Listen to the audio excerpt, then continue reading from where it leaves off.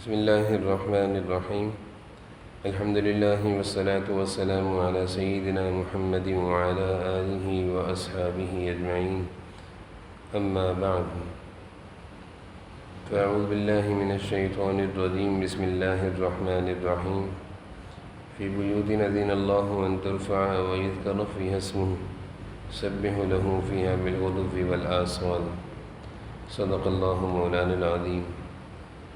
اللهم صل على سيدنا مولانا محمد وعلى آل سيدنا مولانا محمد وبارک وسلم. جناب نبی کریم صلی اللہ علیہ وسلم نے اپنے صحابہ کی جس طرح تربیت فرمائی ہے اور اپنی امت کا جو مزاج بنایا ہے وہ یہ ہے کہ اپنے مسائل، اپنی مشکلات کے حل کے لیے اللہ تعالیٰ سے رابطہ کرو، اللہ تعالیٰ سے تعلق جوڑو، اللہ تعالیٰ سے مدد مانگو، اللہ تعالیٰ سے مشکلات کی نجات مانگو. چنانچہ صحابہ کا ایسا مزاج بن گیا تھا اور حضور صلی اللہ علیہ وسلم کی تربیت سے ایسا پاکیزہ معاشرہ مدینہ میں بن چکا تھا کہ ان کی طبیعت میں یہ تھا کہ ذرا سی تیز ہوا بھی چلتی تو وہ لوگ مسجدوں کو چلے جاتے تھے، بیماری آتی تو وہ لوگ مسجدوں کو جاتے تھے، آفت و مصیبت کا اندیشہ ہوتا تو وہ مسجدوں کو جاتے تھے، کیونکہ حضور اکرم صلی اللہ علیہ وسلم نے بھی اسی طرح کر کے دکھایا تھا.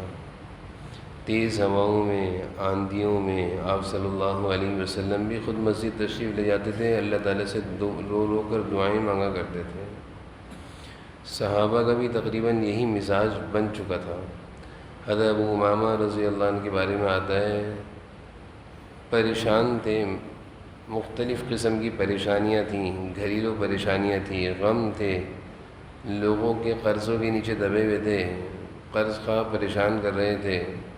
یہ ساری پریشانیاں، غم اور بے چینیوں کو جب انہوں نے بہت زیادہ محسوس کیا تو مسجد چلے گئے اور وہاں جانے کے بعد اللہ تعالیٰ سے دعائیں کر رہے تھے.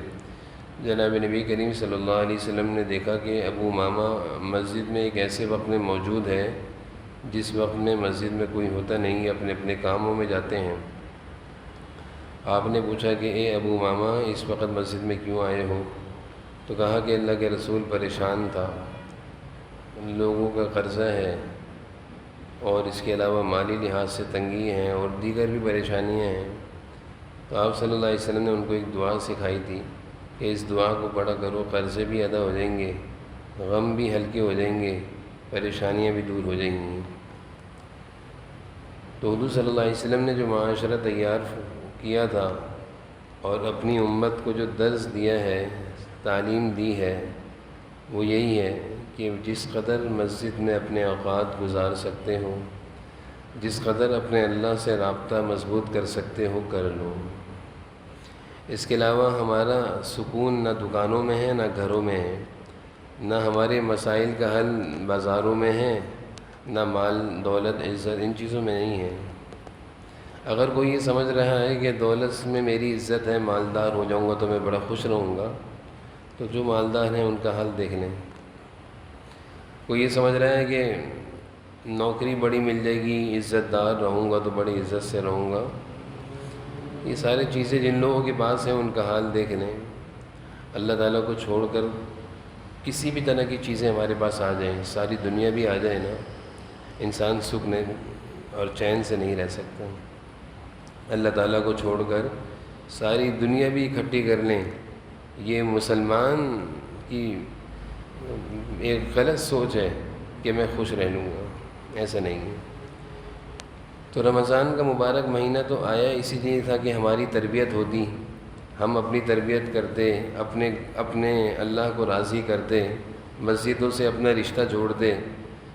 اگر کسی نے رمضان اس طرح گزار لیا اور گزار رہا ہے کہ اس کا رابطہ اپنے اللہ سے جڑتا جا رہا ہے اور اپنے گناہوں پر مسلسل رو رہا ہے اور مغفرت کے فیصلے کروا لیے، اس نے اپنے مسائل اپنے اللہ سے حل کروا لیے، تو خوش نصیب ہے، اس کا رمضان اچھا گزر رہا ہے. اور کسی کا رمضان اس سے خالی گزر رہا ہے تو ہم میں سے ہر ایک اپنا محاسبہ یعنی کہنا چاہیے اپنے گریبان میں ہم خود جھانک کر دیکھ سکتے ہیں کہ ہم نے کیا کیا ہے. 15 دن رمضان کے، 16 دن 17 دن گزر گئے ہیں، ہم نے کیا کیا ہے. تو یہ کوئی عام مہینہ تو ہے نہیں. تراویح کے لیے اگر میں رمضان کے بعد اعلان کروں کہ رات کو تراویح ہوگی، رمضان ختم ہو جائے، تو کون رکے کہ میرے ساتھ تراویح پڑھنے کے لیے؟ میں مصلی پہ لاکھ فضائل بیان کروں اپنے پاس سے کہ اتنی تراویح ہوگی جیسے رمضانوں میں ہوتی تھی، کوئی نہیں رکے گا. یہ تو رمضان کی خصوصیت ہے. پڑھتا ہے تو خوش نصیب ہے، نہیں پڑھتا تو پورے سال بھی نہیں پڑھتا تھا، اب بھی نہیں پڑھتا. بد نصیبی کی بات ہے. پورے سال میں کسی کو روزے کے فضائل بیان کر دوں، کوئی نہیں رکھے گا. پورے سال بعض دفعہ ایک روزہ بھی نہیں رکھتے، نفلی روزہ بھی نہیں رکھتے، لیکن رمضان میں اللہ تعالی نے روزے کو فرض کیا، سب رکھتے ہیں. اور رکھ رہا ہے تو خوش نصیب ہے، نہیں رکھ رہا تو بد نصیب ہے. کبھی بھی اللہ تعالی نے، حضور صلی اللہ علیہ وسلم نے اپنی امت کو اس بات کی دعوت نہیں دی کہ اپنے گھر چھوڑو، کام چھوڑو، کاروبار چھوڑو، بیوی بچوں کو چھوڑو، 10 دن کے لیے اللہ کے گھر میں آ جاؤ، بستر لگا لو. اللہ تعالیٰ نے اپنے گھروں میں رمضان کے آخری عشرے میں مسلمانوں کو جمع کیا ہے. کبھی بھی حضور صلی اللہ علیہ وسلم نے ایسی تعلیم نہیں دی، لیکن آخری عشرے کی تعلیم دی ہے. آخری عشرے کی تعلیم دی ہے. آخری عشرہ، رمضان کا آخری عشرے کا مقصد یہی ہے بھائی. اگر ہم اس مقصد سے، اس سنت سے دور ہیں تو یہ ہماری بھول ہے کہ ہم زندگی کا سکون پا سکتے ہیں. یہ ہماری بھول ہے. ایسا ہو ہی نہیں سکتا کہ ایک مسلمان اپنے نبی کے طریقے سے ہٹ کر زندگی کا سکون پائے. زندگی کا سکون، چین اللہ اور اس کے رسول کے بتائے ہوئے طریقوں میں ہے. جناب نبی کریم صلی اللہ علیہ وسلم نے رمضان کے آخری عشرے کا اعتکاف اس قدر پابندی سے کیا کہ ایک دفعہ آپ صلی اللہ علیہ وسلم کسی غزوے میں تشریف لے گئے تھے.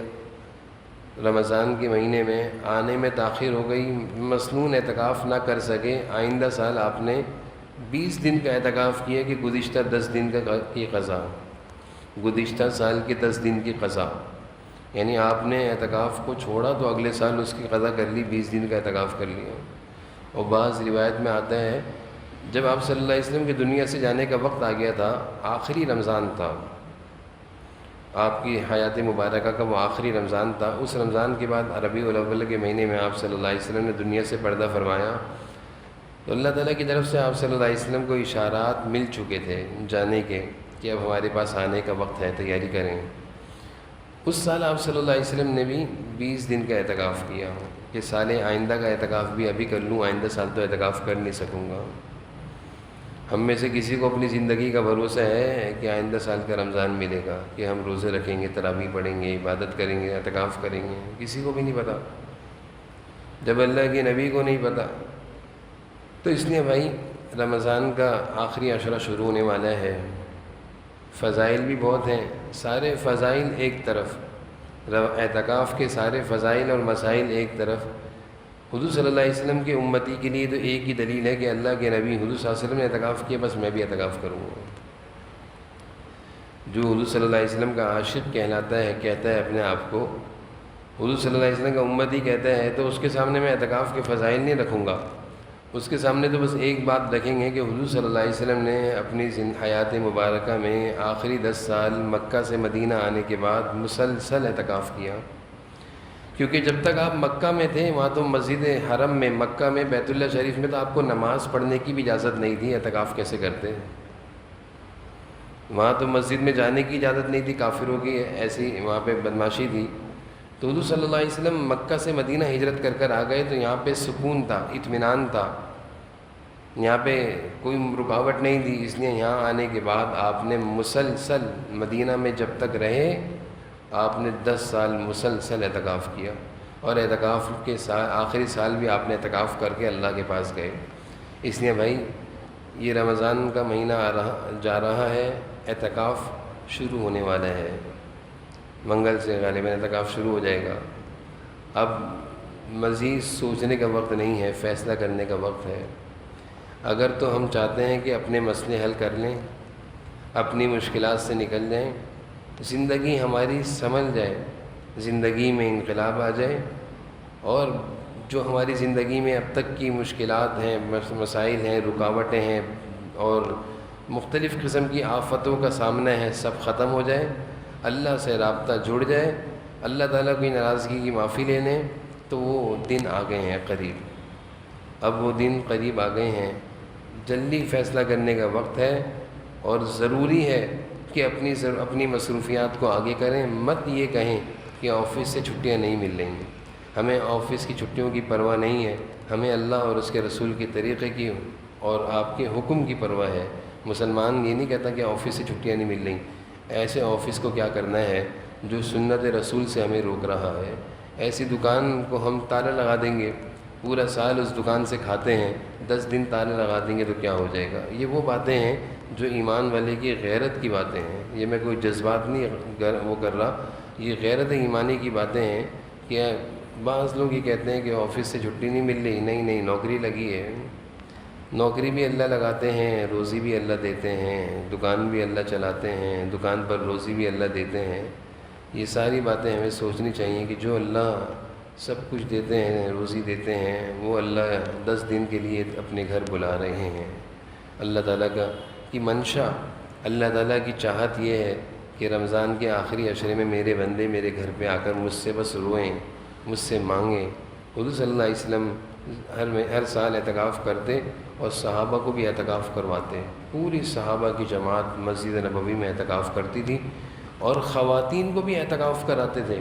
آپ کی ازواج مطہرات حضرت عائشہ رضی اللہ عنہا فرماتی ہیں، بخاری شریف کی روایت ہے کہ آپ صلی اللہ علیہ وسلم بھی اعتکاف کرتے تھے، ہم لوگ بھی اعتکاف کیا کرتے تھے گھروں میں، آپ مسجد میں کرتے، ہم گھروں میں کرتے تھے۔ اور فرمایا کہ جب حضور صلی اللہ علیہ وسلم دنیا سے تشریف لے گئے تو آپ کے جانے کے بعد بھی ہم اعتکاف کرتی ہیں، حضرت عائشہ فرما رہی ہیں۔ تو گھروں میں خواتین اعتکاف کریں، مسجدوں میں مرد اعتکاف کریں، ہر گھر کا ایک فرد ضرور اعتکاف میں بیٹھے، اور ہر گھر کی ایک خاتون ضرور اعتکاف میں بیٹھیں۔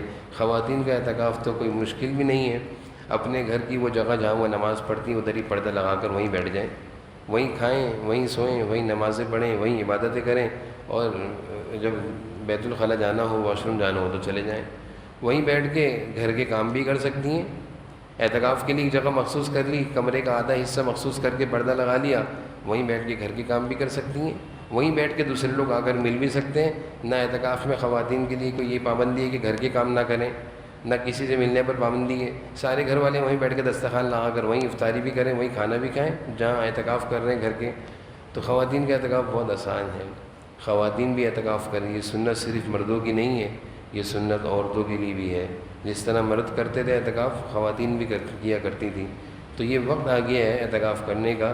حدیث میں جناب نبی کریم صلی اللہ علیہ وسلم نے ارشاد فرمایا، حضرت حسن رضی اللہ عنہ کی روایت ہے کہ آخری عشرے کے اعتکاف پر اللہ تعالیٰ 2 حج 2 عمروں کا ثواب دیتے ہیں، 2 حج 2 عمروں کا ثواب آخری عشرے کے 10 دن اعتکاف پر مل رہے ہیں۔ بڑی محرومی کی بات ہوگی کہ زندگی میں کبھی اعتکاف بھی نہیں کیا، یہ تو بڑی محرومی کی بات ہوگی، اور یہ بڑی بدنصیبی کی بات ہوگی کہ زندگی میں کبھی 10 دن اللہ کے گھر میں نہیں گزارے، یہ بڑی محرومی کی بات ہوگی۔ اگر ایسا ہے تو خدا را اس سال رمضان کے آخری عشرے کے اعتکاف کرنے کا اپنے اپنے محلے کی مساجد میں جلدی سے نام لکھوائیں اور اعتکاف کی ترتیب بنائیں، اپنی مصروفیات کو جلدی آگے پیچھے کریں، کام کو ادھر ادھر تقسیم کریں، دوسروں کی ذمہ داریاں لگائیں، ایک دوسرے کو سپورٹ کریں، ایک دوسرے کو سہارا دیں، ایک دوسرے کو ہمت دلائیں، ایک دوسرے کو ترغیب دلائیں، دوست کو راضی کریں، اپنے کزنوں کو تیار کریں، اپنے دوستوں کو راضی کریں کہ بھائی تم بھی بیٹھ جاؤ، میں بھی بیٹھ جاتا ہوں، 1 سے 2 ہو جائیں گے، اور اگر کوئی نہیں بیٹھتا تو میں اکیلا بیٹھ جاؤں گا، اللہ تو ہے گھر میں، اللہ کے گھر میں بیٹھ رہا ہوں، اللہ سے باتیں کروں گا۔ اللہ تعالی ہمیں اس اعتکاف کی سنت کو ادا کرنے کی توفیق نصیب فرمائے۔ وآخر دعوانا